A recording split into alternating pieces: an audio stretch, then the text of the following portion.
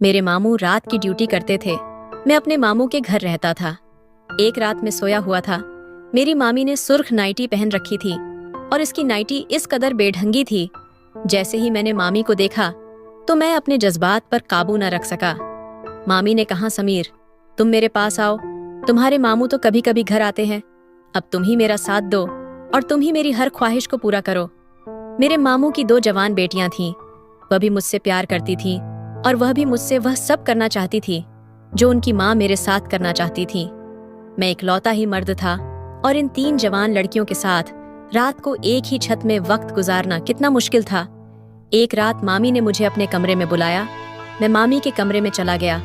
मामी ने मुझे बेड पर धक्का दिया और अपनी नाइटी को साइड पर किया और अपने दोनों मेरे मामू ने अपनी नौकरी बदली और उनकी नाइट शिफ्ट शुरू हुई।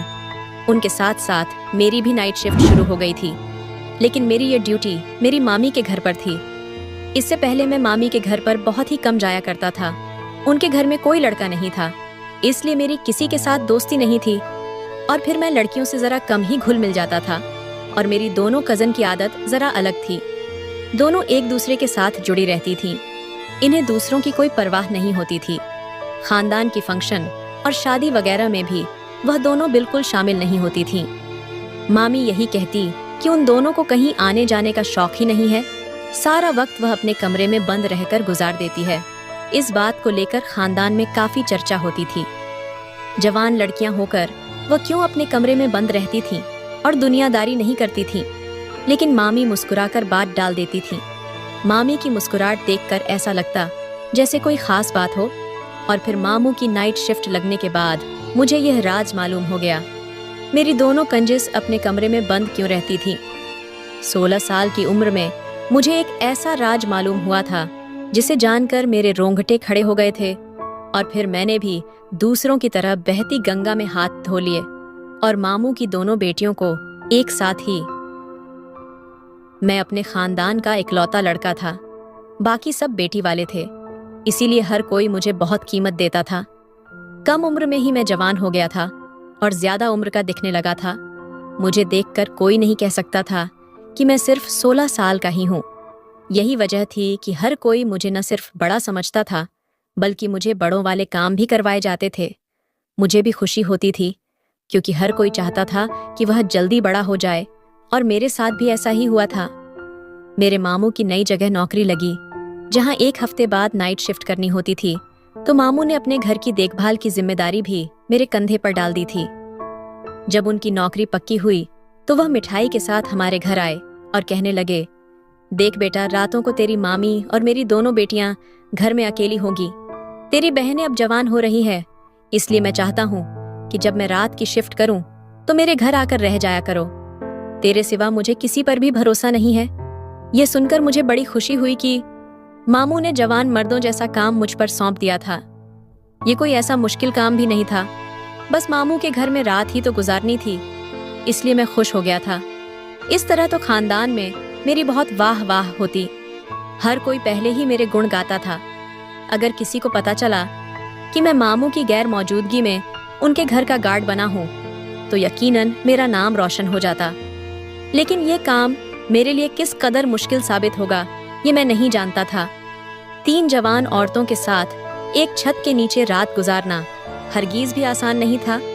मैंने खुशी खुशी मामू से हामी भर ली और कहा, आप बेफिक्र रहे, मैं मामी और घर का ख्याल रखूंगा। माँ ने भी मामू को यकीन दिलाया कि इन्हें परेशान होने की कोई जरूरत नहीं।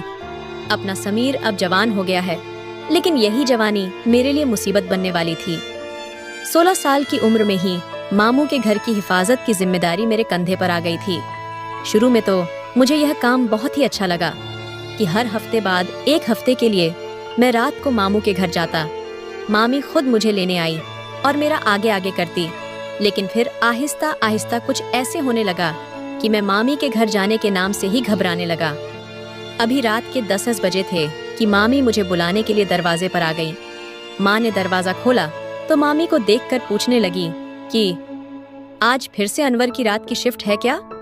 मामी ने बताया कि अब पूरे हफ्ते रात की शिफ्ट रहेगी। मैं जो पीछे ही चारपाई पर सोने की तैयारी कर रहा था, दिल मार कर उठ बैठा। मेरा मामी के घर जाने को दिल ही नहीं चाहता था।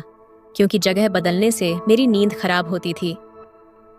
मुझे इनके साथ रात उनके घर गुजरते बड़ी ही शर्म आती थी, लेकिन माँ ने कहा कि तू ही घर का मर्द है, अगर तू ही अपनों का ख्याल नहीं रखेगा तो कौन रखेगा।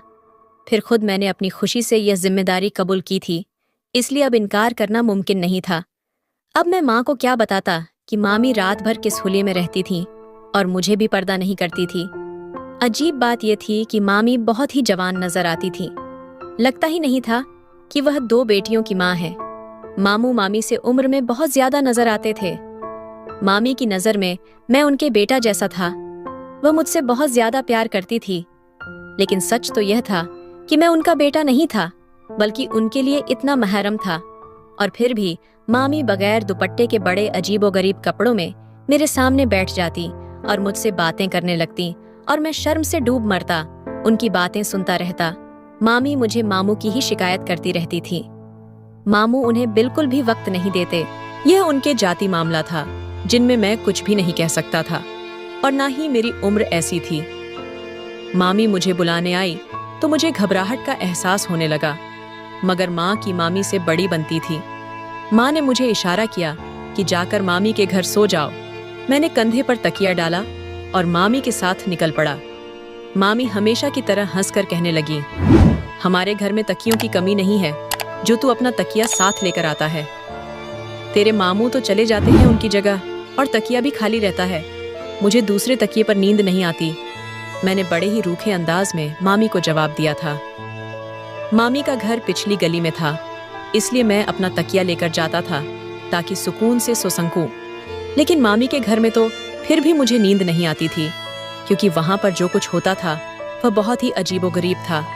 मामी की 2 जवान बेटियां, जो मेरी ही हम उम्र की थीं और जवान हो रही थीं, वह दोनों एक ही कमरे में सोई थीं, और उनके कमरे से आने वाली आवाज मुझे सोने नहीं देती थी। उन आवाजों के पीछे क्या राज था मुझे मालूम नहीं था, लेकिन जिस किस्म की वह आवाज थी, मैं इन्हें सुनकर हैरान रह जाता। मामी हमेशा कुछ देर मुझसे बात करने के बाद कमरे में सो जाती, और उनकी बेटियां अपने कमरे में बंद हो जाती, जबकि मैं हॉल में सारा वक्त बेचैनी से यहाँ वहां टहलता और उनकी बेटियों के कमरे से आने वाली आवाजें सुनता। वह आवाज कुछ इस तरह की होती कि मेरे अंदर करंट सा दौड़ जाता। मैं सोच में पड़ जाता कि मामी की दोनों जवान बेटियां कमरे में बंद होकर रात भर क्या करती हैं। सच कहूं तो मामी के घर का माहौल मुझे बिल्कुल भी पसंद नहीं था। मेरे घर में माँ और छोटी बहन थी, लेकिन माँ ने कम उम्र से ही बहन को चाल चलन का सबक सिखाया था। मेरी छोटी बहन मेरे सामने भी बिना दुपट्टे के नहीं आती थी, जबकि मामी की बेटियों को दुपट्टे का होश ना होता। अगर आधी रात को वह पानी पीने बाहर आती तो बिना दुपट्टे के अजीबोगरीब कपड़े में चली जाती।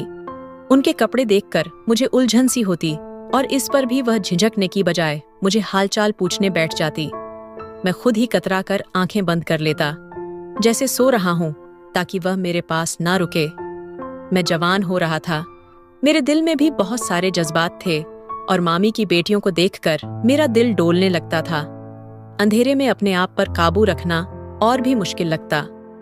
अभी मैं मामी के घर पहुंचा तो मामी ने चादर उतारकर एक तरफ डाली, और मैंने शर्म से सर झुका लिया। वह खुद ही जाकर मेरे लिए गरम गरम दूध का गिलास ले आई। कहने लगी, चल यह पी ले, सर्दी बहुत है, इसके बाद सुकून से सो जाना। वैसे तो मुझे चोरी चकारी का डर नहीं है, लेकिन तुम्हारे मामू हमें अकेला रहने को मना करते हैं, और फिर तेरे आने से मेरा भी तो डर खत्म हो जाता है।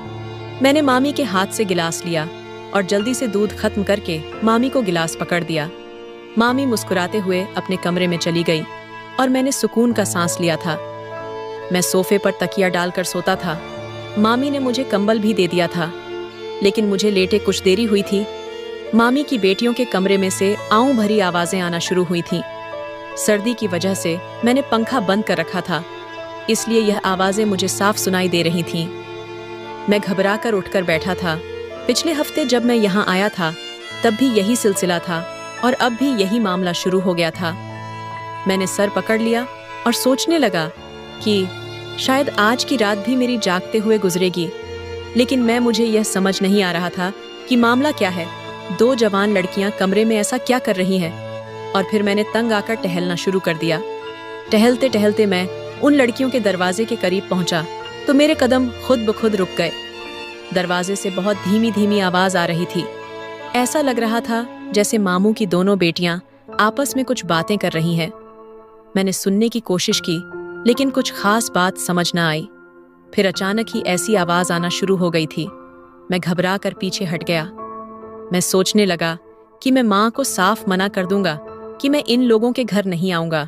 न जाने यहाँ क्या चल रहा था। शायद मामी ने अपनी बेटियों की तरबियत ही ठीक नहीं की थी। मैं जाकर सोफे पर बैठा था कि थोड़ी देर बाद मामी की बेटियों के कमरे का दरवाजा खुला और उनकी बड़ी बेटी रेशमा कमरे से बाहर आई। मुझे जागता देखकर पहले तो उसके चेहरे का रंग बदला और फिर वह पूछने लगी कि तुम अभी तक सोए क्यों नहीं हो। मैंने उसे कहा, मुझे नींद नहीं आ रही, तुम क्यों जाग रही हो। वह गड़बड़ा गई और फिर कहने लगी, मैं तो पानी पीने के लिए आई थी, हम तो रात को जल्दी सो जाते हैं। इसके चेहरे पर साफ झूठ लिखा हुआ था। मामी ने जब मुझे दूध का गिलास दिया तो वह दोनों अपने कमरे में पानी का जग और गिलास लेकर गई थी। फिर वह किचन में क्यों आई थी?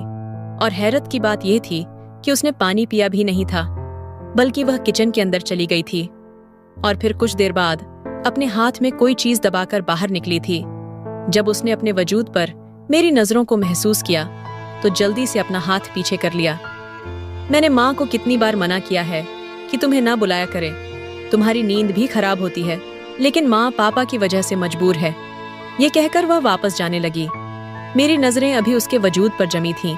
वह पूरी तरह जवान हो चुकी थी और ऐसा लग रहा था जैसे बहुत ज्यादा थकी हुई है, जैसे उसकी कमर में दर्द हो रहा हो और दूसरे हाथ में उसने न जाने क्या छुपा रखा था।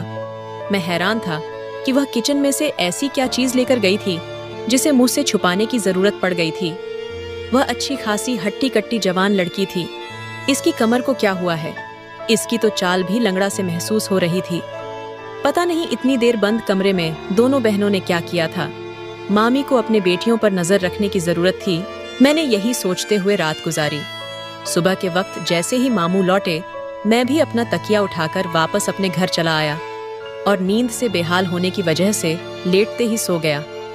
सुबह के वक्त माँ ने मुझे उठाया और गुस्सा करने लगी। ये सोने का कौन सा वक्त है?